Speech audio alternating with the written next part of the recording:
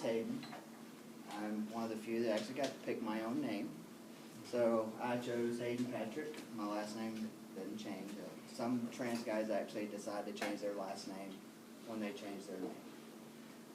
I'm going to start, before I actually start my slideshow, with a few questions. I want you to think about, have you ever looked in the mirror and not liked just one thing about yourself? Just one single thing? Yeah?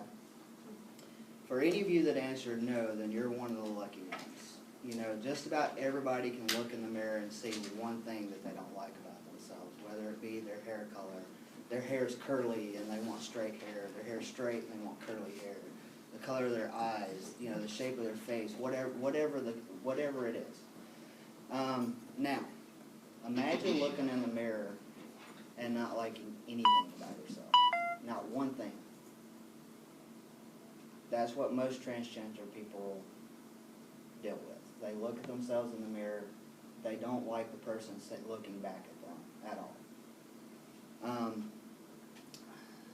Now, imagine walking out of your house being terrified because you're trying to live your true identity, who you truly are, who you see really past that image in the mirror, who you see really looking back at you.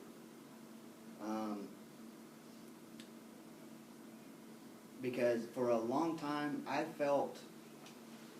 lived in the gay community for a long time. I actually came out of the closet as gay when I was 11. So from 11 until the age of 35, rude? I lived in the gay community as a lesbian. I was actually called a bulldagger because I was extremely masculine because I was trying to be who I wanted to be without knowing. I thought I was the only person who felt like a male, you know, and presented as female. So, on with this first part, imagine that you felt your only way out was suicide because you don't have the support of your peers, you don't have the support of family. Everyone they can't see you as this way, okay? I lost my entire family. I was adopted, and I knew my biological family. I lost both families. My biological family was okay with me being gay, they just weren't okay with me being transgender. So when I told them I was transitioning to become Hayden, they called me a freak and said they didn't want anything else to do with me. So I was like, okay. You know, of course it hurts when your family turns their back on you, but you find a way to move on. I've gotten to where I choose who I call family. People, friends who I've brought in as brothers and sisters. They even got a mom. I know the death thing sounds harsh, but it's a lot of our realities. People judge based on, number one, knowledge. Number two, understanding what that knowledge is about, okay? This is exactly why I come and do these speeches, and I'm very grateful for Amy for inviting me back again. I've done another speech for another teacher here, and I've talked at both Key Flags, the one here and the one in Tupelo. I'm very grateful that I actually have a platform to get out there and speak and try to educate people on the transgender issues.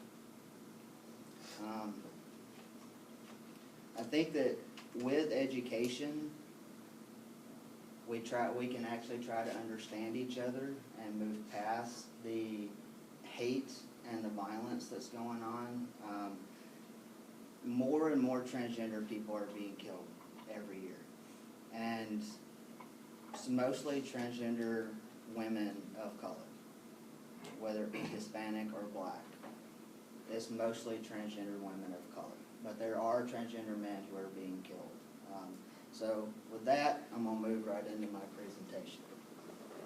I was born 9-pound baby, assigned female at birth, was given the name Mary Ann. Yay.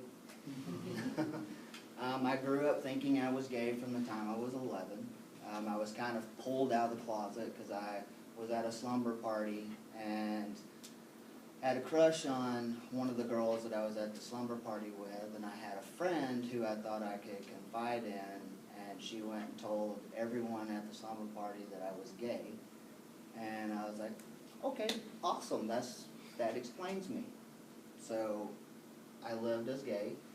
I realized when I got with my wife, now we've been together for, October will be 16 years, and she has been the one person that has supported me through everything.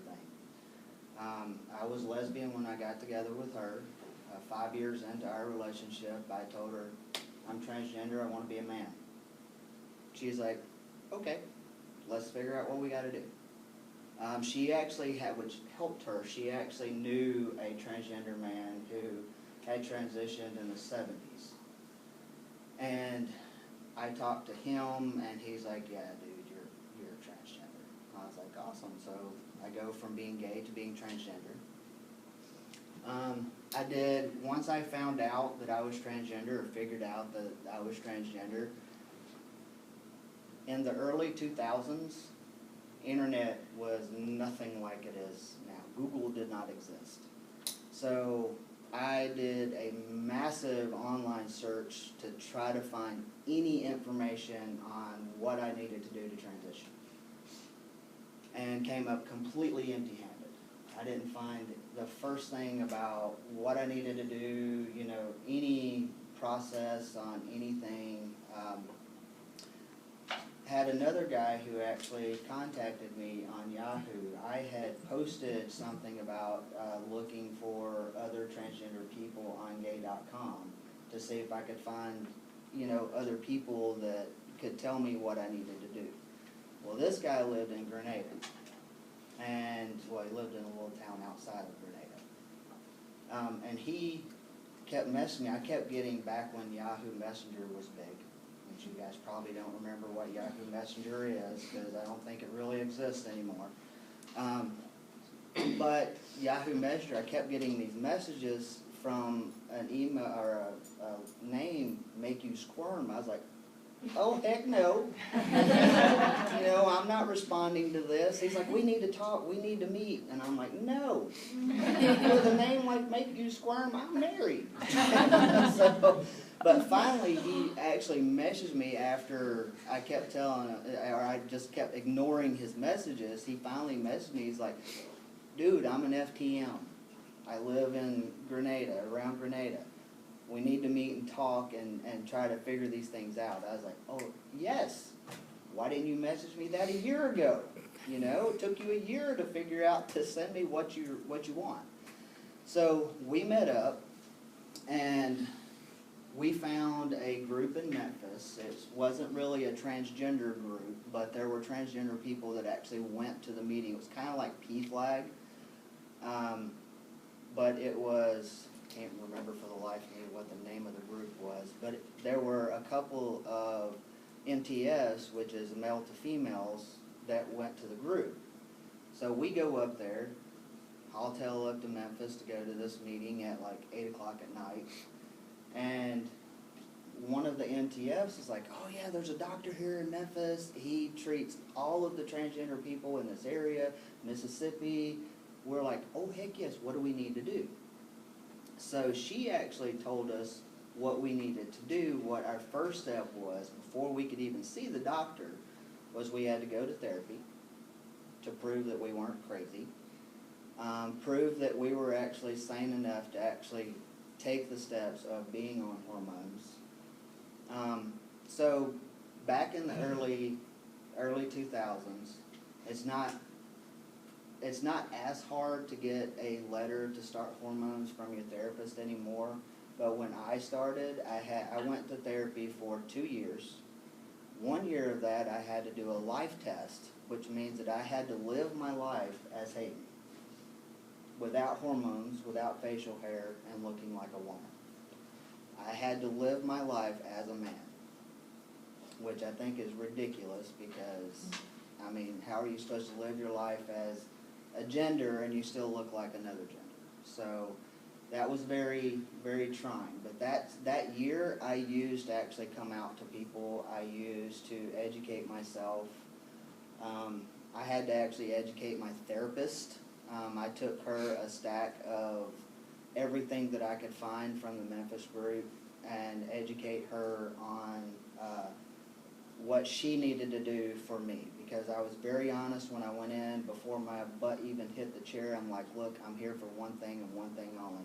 I need a letter to start hormones. That's why I'm here. I don't have any issues. I need my letter to start hormones. That's why I'm here. So I got my letter finally. And even though my wife has been really, really supportive, when my therapist was ready to write my letter and I went home, I was excited because I was finally getting the holy letter that I needed to start my transition. She freaked out. And she was like, I'm not ready. So I'm like, okay, well, because transgender people tend to get very, very selfish because we're finally getting what we want. So we become very selfish. We tend to forget that everyone else is going through the transition with us. So we just kind of push everybody else aside, and we forget that we need to actually be kind to them as well and say, okay, well, you're going through the transition with me. You're going to have to start seeing a totally different person than who you've seen for the last 5 years, or family-wise, who you've seen my entire life. And so I actually waited, and I told my therapist, I'm like, let's not do it yet because, I want to give my wife time to adjust. So I put off everything for a little while, and I kept going to my sessions, and it was probably 6 months to a year. I don't remember exactly. It was about 6 months to a year after that. Actually, she was like, I was becoming depressed because the more and more I looked in the mirror, the more and more I was disgusted by what I saw, and I needed to move forward. I needed to become Hayden. I needed to appear the way I am. So we went into that. So on that, gender is as different as everyone in this room is. No one usually ever has the same preference. No one ever usually has the same likes or dislikes. So gender is as different as we are. We are assigned female or male at birth, which is actually something they're trying to get taken off of birth certificates because you also have intersex children, and if the parents make the wrong decision and have certain genitalia removed, then the baby grows up, say they wanted a boy, so they had the female genitalia removed and the reproductive system's removed for a boy. The boy grows up, the boy wants to be a girl because he was really meant to be a girl. Now he has to go through all the process of becoming a she.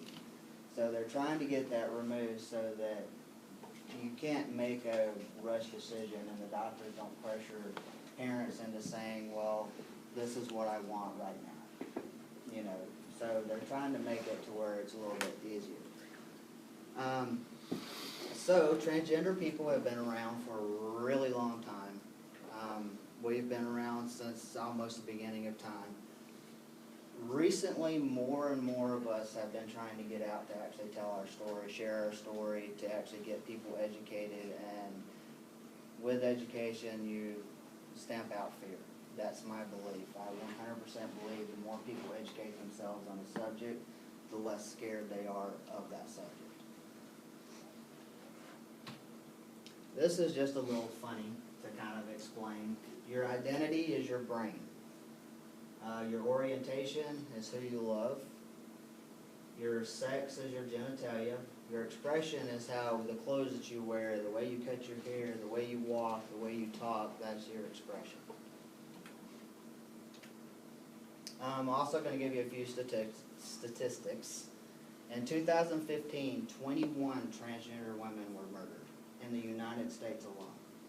So far this year, there have been 19 transgender deaths. The last one, August 11th, which was a black transgender female. A transgender person dies every 29 hours worldwide. Every 29 hours, someone in my community dies. It's crazy.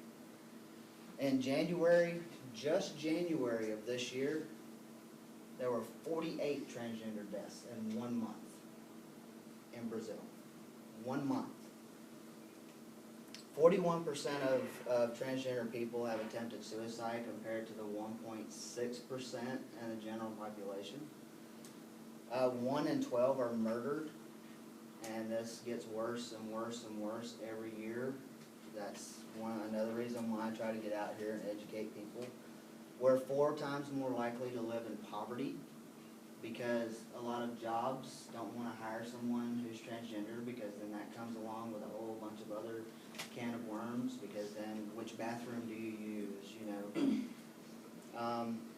90% of transgender people have reported being harassed. 22% of transgender people have reported being harassed by law enforcement.